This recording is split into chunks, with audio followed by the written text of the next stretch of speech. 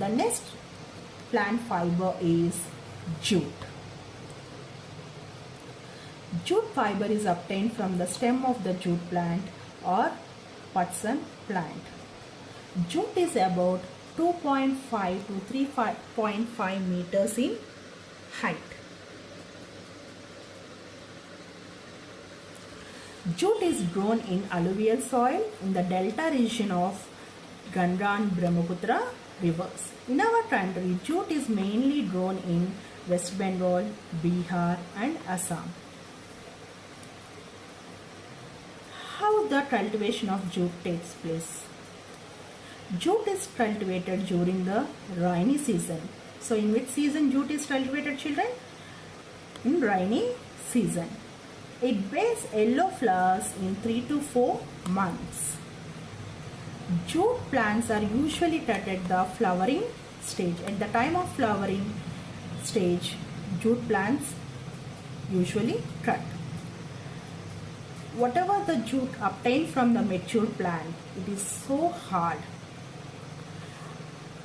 After the dry leaves have fallen, the bundles are kept in the pond for a few days, like this. During this period, what happens? The gummy skin rots out to separate the fibers, and this process is called retting. This process is called retting. The jute fiber is obtained from the retted jute by hand. So understood, children? This is how the retting process of jute fiber takes place. So after the dry leaves have fallen, the bundles are kept in the pond for few days. What happens during this period? The gummy skin rots out to separate the fibers, and this process is called retting. Whatever the jute fiber is obtained from the root, retted jute by hand.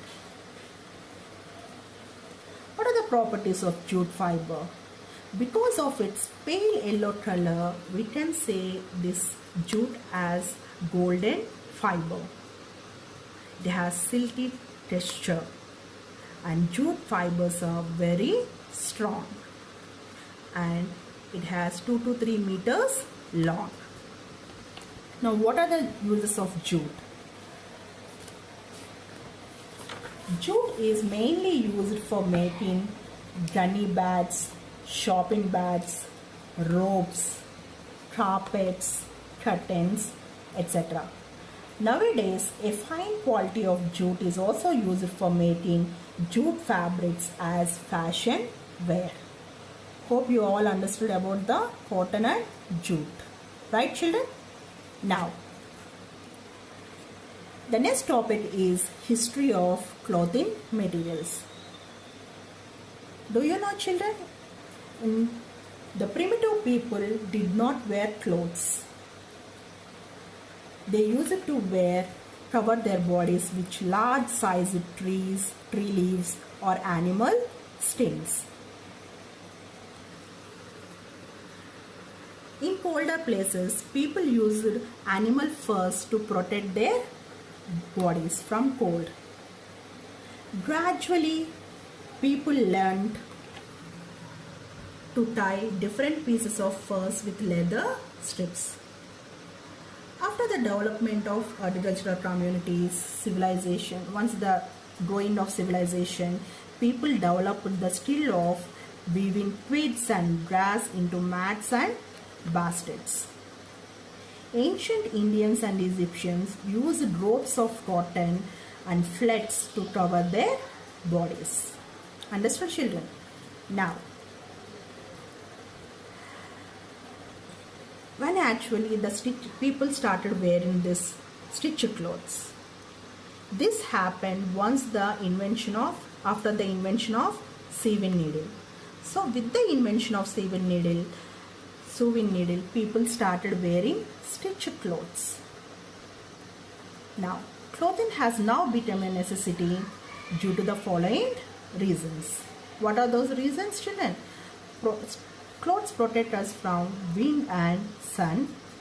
Clothes maintain body heat and absorb moisture due to sweating. and clothes give us a body cover. Development of clothing materials. The development of clothing materials happen in 3 stages. On the basis of raw materials, the process of cloth making was developed in the following 3 stages. Stage 1. During this stage, plant fibers such as cotton, flax, nettles and inner bark of trees were used to obtain cloth. During second stage, fibers from animals such as wool, silk were used to obtain cloth. So what happens in stage 3?